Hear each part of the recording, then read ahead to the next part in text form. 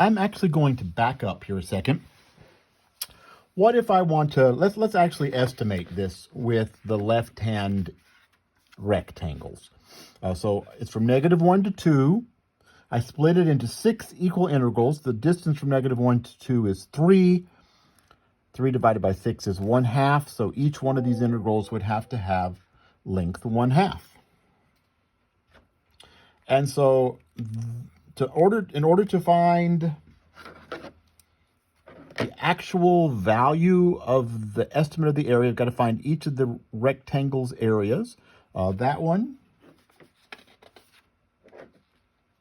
I'm going to write this a little more symbolically before I actually figure it out. That one, this first rectangle has as its left-hand endpoint f of -1, and that's its height. Its width is 1/2, just like all of them. The second one has as its height f of -1/2, and its width is 1/2. Plus, this third rectangle has as its height f of 0, and times 1/2 for that. This fourth one, the fourth one has as its height f of 1/2, f of 1/2. And then 1/2 is its height, plus this rectangle's height is the function value at 1, f of 1 times 1/2, plus this one would be f of 1.5 times 1/2. And you notice I could factor out the 1/2 here and get f of -1 plus f of -0.5 plus f of 0 plus f of 1/2 plus f of 1 plus f of 1.5, factoring out the 1/2. These would be easy to find if I had a table. I do, right? And it looks like I'm adding up f of -1, f of all the way up to here. I'm not adding in that last one because my last rectangle had height f of 1.5. So if I just make a table of values and add up all those, add them all up, and then multiply by 1/2, then I would have an estimate of the area. Similarly, if I wanted to use the right-hand intervals, rectangles, I'm sorry.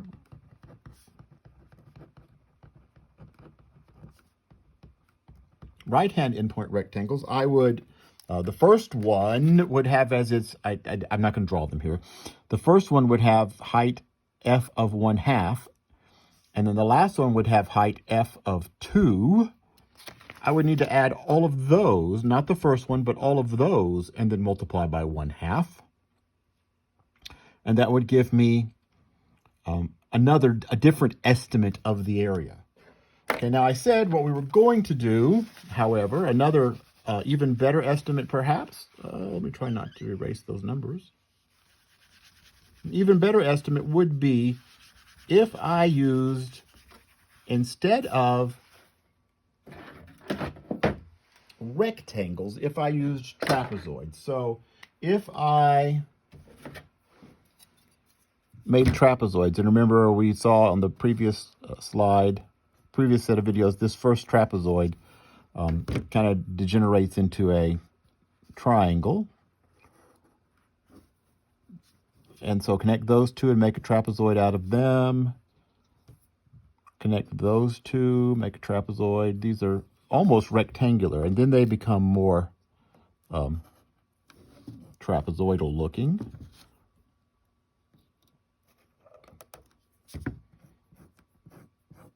Yikes. I don't know why I'm bothering with the rectangle, with the ruler. Okay.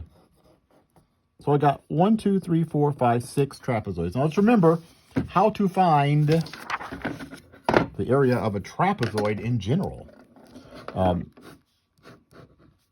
trapezoids look like this. The area of a trapezoid, I guess from middle school, 1/2 the sum of the bases times the height. This trapezoid is kind of on its side. Here's the base, 1, and here's base 2, or vice versa. Add those two together, multiply by 1/2, and then multiply by the height there.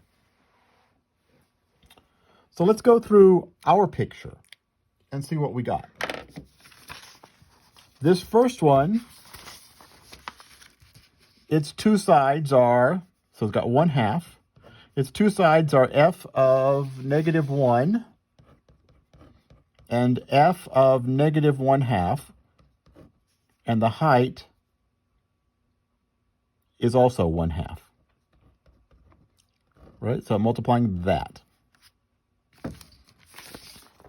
All right. This side is 0. That side is f of negative 1/2. Add them together, multiply by 1/2, and the height, which happens to be 1/2 in this problem. That may be confusing. Maybe I shouldn't have used 1/2, but.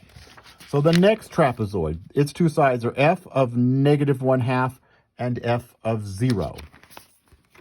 Right? So 1/2, sum of the bases, f of negative 1/2. That was really the bad way to write that. Wrong. F of negative 1/2 plus f of 0. 1/2, sum of the bases times the height, which is 1/2. Plus, the next one is 1/2, sum of the bases, f of 0 and f of 1/2.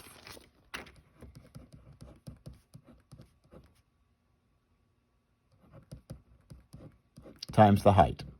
Plus, all the way down, the last one, its sides will be f of 1.5 and f of 2.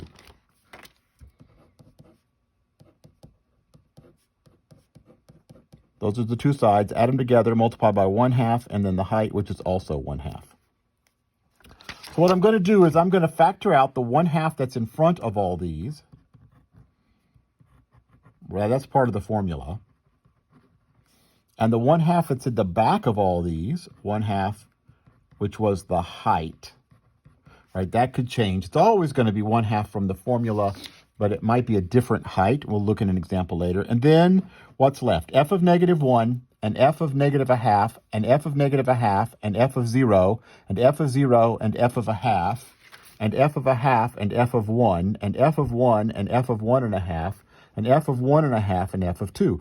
I have one of these, I have one of those, but all the other ones in between, I had two of.